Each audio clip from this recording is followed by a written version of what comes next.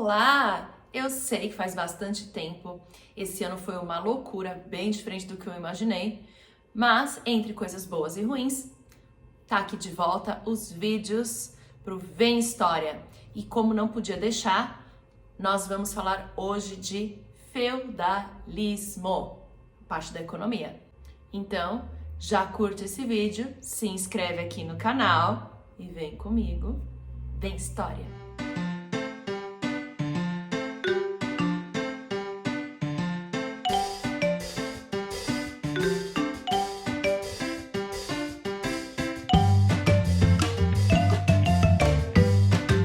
Primeira coisa que devemos saber quando falamos de feudalismo é que ele ocorreu na Europa durante um período chamado Idade Média, que vai aí de 476, já depois de Cristo, até 1453.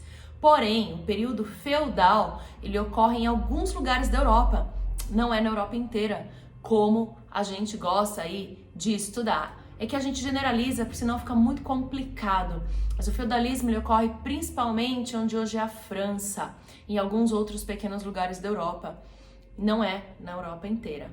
Mas independente, a terra era um bem muito importante durante todo o período medieval. A gente vai ter muitas disputas, tanto de reinos quanto de senhores feudais, pela terra.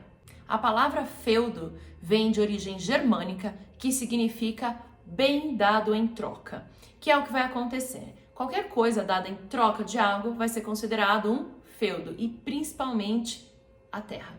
Os germânicos tinham o costume de doar terras e poder a guerreiros germânicos. Por isso, a palavra feudo, que é esse ato, se tornou tão utilizada durante o período medieval.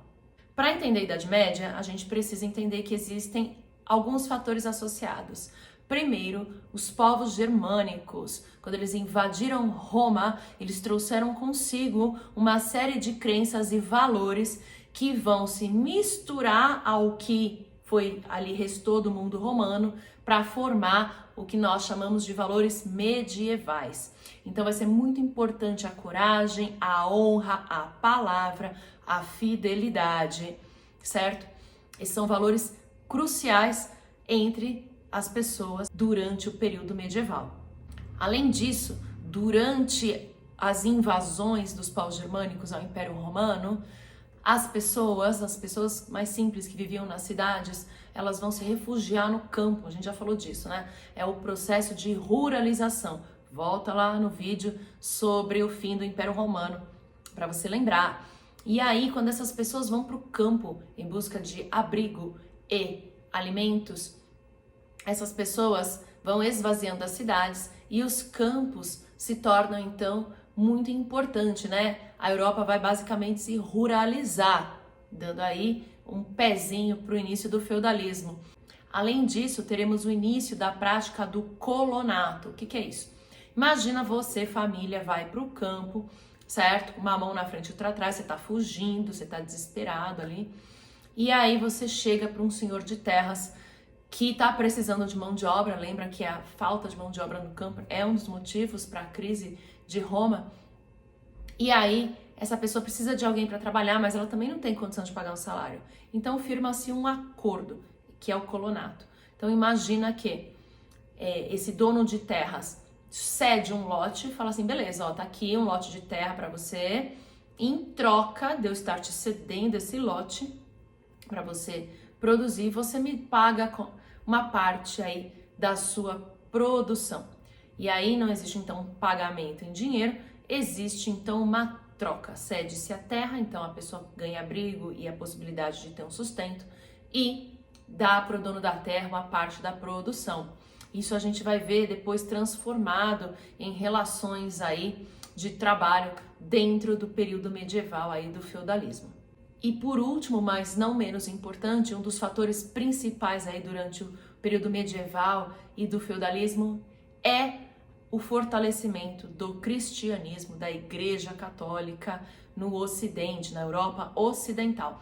Então, essa igreja que sofre um grande abalo aí com o fim do Império Romano, ela não se desfez, ela conseguiu ali sobreviver fazendo alianças com os francos, principalmente os reis francos.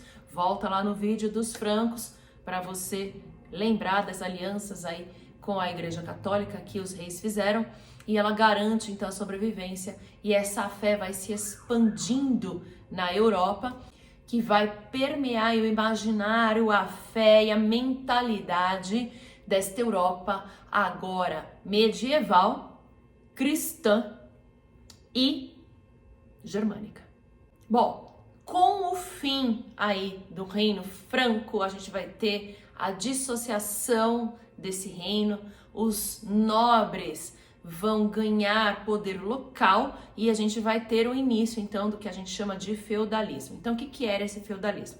Basicamente, cada senhor, cada nobre tem um pedaço de terra ou mais, que a gente vai chamar de feudo, e esse feudo ele é autossustentável basicamente. Ele produz tudo aquilo quase que ele precisa.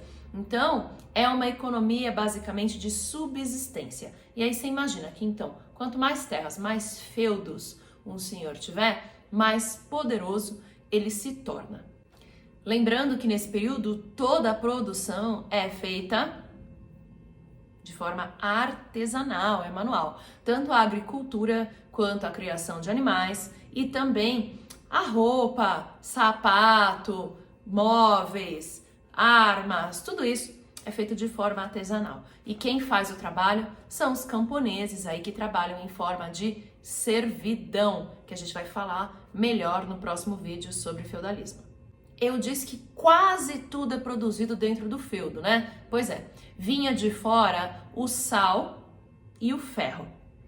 Por que o sal? Gente, nem todo lugar tem minas de sal, então não era todo feudo que tinha sal, e o sal era essencial, não era para temperar a comida não, é para conservar os alimentos. Imagina que não tinha geladeira, não tinha jeito, então como é que eu conservo a carne, conservo outros alimentos? Eu preciso colocar no sal, na salmoura. Por isso, então, o sal era tão importante. E o ferro, não só para as armas, mas principalmente para as construções, para as estruturas. Você imagina construir um castelo sem o ferro? Ia ser meio difícil. Então, o ferro também, nem toda região tem mina de ferro, esse ainda precisava vir de fora. E como era feito, né, esse comércio? As moedas, elas deixam de existir num primeiro momento ali, durante o feudalismo, na Alta Idade Média, que vai aí do século V até o século X, XI, mais ou menos. E aí esse comércio é feito através do escambo, que é troca. Então se troca produtos, ok? O feudo é composto por algumas partes que são sempre iguais. Então a gente tem o castelo, que é a moradia deste nobre, deste senhor feudal, que é o dono do feudo, com a sua família. Dentro do feudo sempre tem também uma aldeia, onde os camponeses moram, sempre tem uma igreja também, e sempre tem dentro do castelo também uma capela, né? É sempre importante ali para as questões religiosas da família do senhor feudal. Além disso, nós temos a área onde existe o pasto, a criação dos animais, e 3 tipos de terrenos diferentes dentro do feudo.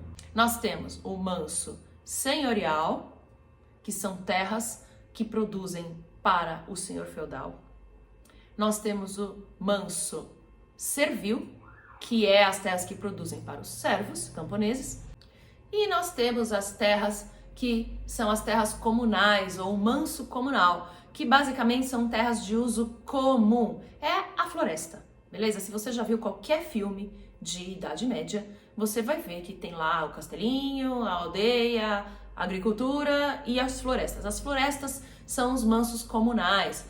E aí é importante dizer que cada classe social tem um uso diferente para o manso comunal. Então os senhores, os nobres, eles vão para esse manso comunal, para essas florestas, para caçar, principalmente, tá? E os servos, os camponeses, vão para o manso comunal para a obtenção de lenha, madeira, e também para a coleta de mel e frutos e vegetais. Os servos não podem ter armas, portanto eles não caçam, ok?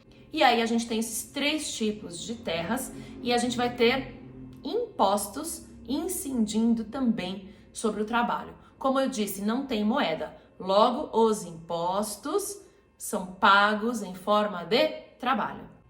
Então, dentro do feudo, mora o nobre e a sua família, os cavaleiros que precisam fazer defesa do feudo e também os servos.